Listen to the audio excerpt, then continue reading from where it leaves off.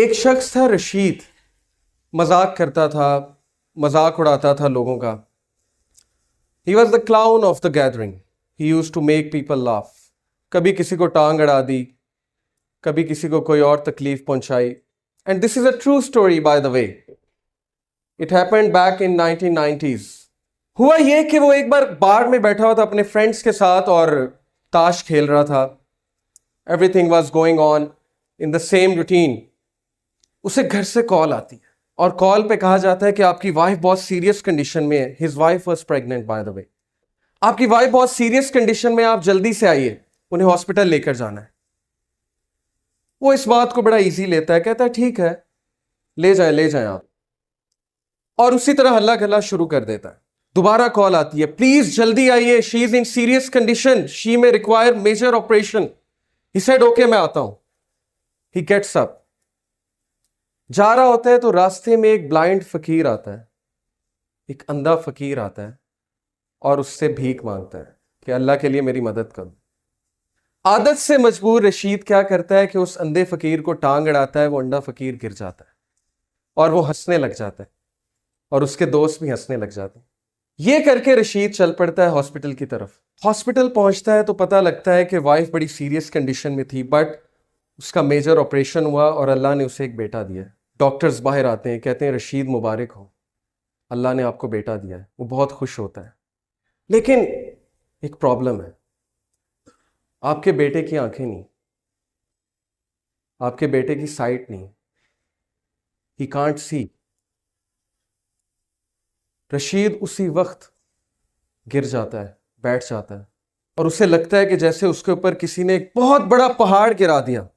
उसे फौरन याद आता है कि मैंने उस अंधे फकीर को टांग अड़ाई थी, शायद अल्लाह ने मुझे सबक सिखाने के लिए मेरा जो बेटा है उसकी आंखें ले ली। वो कहता है उस दिन के बाद मुझे उस बच्चे से नफरत हो और मैं उससे दूर भागने लगा। मेरा उसको देखने का दिल नहीं करता। उस बच्चे का नाम उसने रखा सलीम। उसकी जो मदर थी बहुत नेक, तकवे वाली, नमाजी, परहेजगार, और वो अक्सर दुआ किया करती थी रशीद के लिए, अपने हस्बैंड के लिए कि अल्लाह इसको हिदायत दें, इसकी हिदायत का इंतज़ाम करें। अल्लाह डिफरेंट तरीकों से दुआ सुना करते हैं। अल्लाह का एक तरीका है इंसान को हिदायत देने का। रशीद कहता है कि उसके बाद वो बच्चा चल भी नहीं सकता था। कुछ अरसे बाद मुझे पता लगा ये तो क्रिपल्ड भी है। उसने कहा अब तो मुझे मजीद नफरत हो गई इस बच्चे से। उसके बाद अल्लाह ने उसे 2 बेटे दिए और वो सारा टाइम उन बच्चों को देता था और सलीम को बिल्कुल टाइम नहीं देता था। जबकि सलीम की जो वालदा थी वो बच्चे से बहुत मोहब्बत करती थी, बच्चे को कुरान पढ़ाती थी, बच्चे को कुरान हिफ्ज कराना शुरू कर दिया उनकी वालदा ने। रशीद को बिल्कुल नहीं पता था। एक दिन रशीद घर में बैठा हुआ, सलीम आया। सलीम ने उसका हाथ पकड़ा। सलीम ने कहा बाबा मस्जिद में चलें। रशीद बहुत हैरान हुआ, कहता कि क्या मतलब। उसने कहा कि बाबा मुझे रास्ता पता है मस्जिद का, हम मस्जिद में चलें। तो बड़ा हैरान हुआ, बड़ा शर्मिंदा हुआ कि बच्चा अंधा है, इसे मस्जिद का रास्ता कैसे पता है। उसने कहा अच्छा चलो चलते हैं। He said कि बाय माई सरप्राइज सलीम ने मेरा हाथ पकड़ा और मुझे मस्जिद तक लेकर गया। बिल्कुल ट्रू इंसिडेंट है। मस्जिद में लेकर गया, कहा बाबा कुरान लाएंगे जरा। रशीद कुरान लेकर आता है। सलीम कहता है बाबा सूरह कहफ तो खोले। रशीद बहुत हैरान होता है, कहता है मेरे बेटे तुम्हें पढ़ना आता है, तुमने कब सीखा। वो कहता है आप खोले तो सही। रशीद कहता है कि मैंने खोल दी सूरह कहफ। सलीम पढ़ना शुरू करता है और बड़ी तरतील के साथ पढ़ता है सूरह कहफ। रशीद की आंखों में आंसू आ जाते हैं, रशीद रोने लग जाता है और उस टाइम अल्लाह से कहता है मेरे अल्लाह, ये बच्चा अंधा नहीं, अंधा मैं हूं,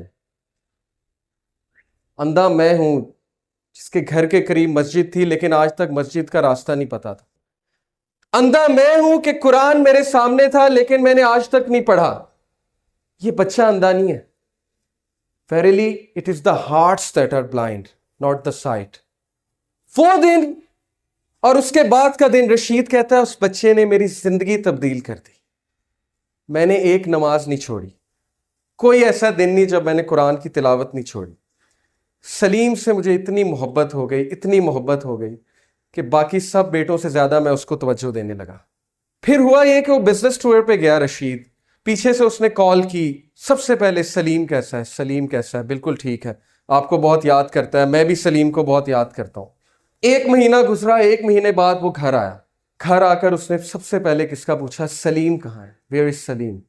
बीवी खामोश। बच्चों से पूछा, मुझे बताओ सलीम कहाँ है।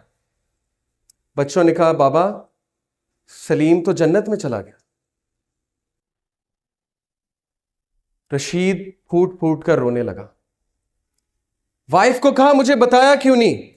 वाइफ ने कहा, आपके पीछे से उसको बुखार हुआ था बहुत तेज, जिसकी वजह से हम उसे डॉक्टर के पास लेकर गए, आपसे कांटेक्ट नहीं हो रहा था और अल्लाह सुब्हानहू व तआला ने उसकी जान जो है, उसकी रूह जो है कब्ज कर ली। रशीद बहुत रोया, लेकिन उस वक्त रशीद ने अल्लाह की तरफ हाथ उठाया और कहा, है मेरे रब, मैंने सारी उम्र गफलत में गुजारी, लेकिन इस एक बच्चे ने मेरी जिंदगी तब्दील कर दी। इस एक बच्चे को तूने मेरी जिंदगी में भेजा ताकि मैं तेरी तरफ पलट जाऊं, ताकि मुझे तेरी याद आए। और अब जब इसका पर्पस खत्म हो गया तो तूने इसको अपने पास बुला लिया, क्योंकि ये तेरी अमानत थी। Brothers and sisters, do you know Salim कौन है? सलीम वो चैलेंज है, वो मुश्किल है आपकी जिंदगी में जिसको आप जहमत समझते हैं। सलीम वो मुसीबत है जिससे आपको नफरत है। लेकिन सलीम क्यों आया आपकी जिंदगी में? क्योंकि अल्लाह ने भेजा। और अल्लाह ने क्यों भेजा? ताकि आप अल्लाह की तरफ पलट सकें, ताकि आप उस सॉफ्टवेयर को अपना सकें जो सॉफ्टवेयर आपके लिए उतारा गया है, जिससे आपने जिंदगी की मुश्किलात का मुकाबला करना है। सलीम से नफरत मत कीजिए, अपनी मुश्किलात से नफरत मत कीजिए।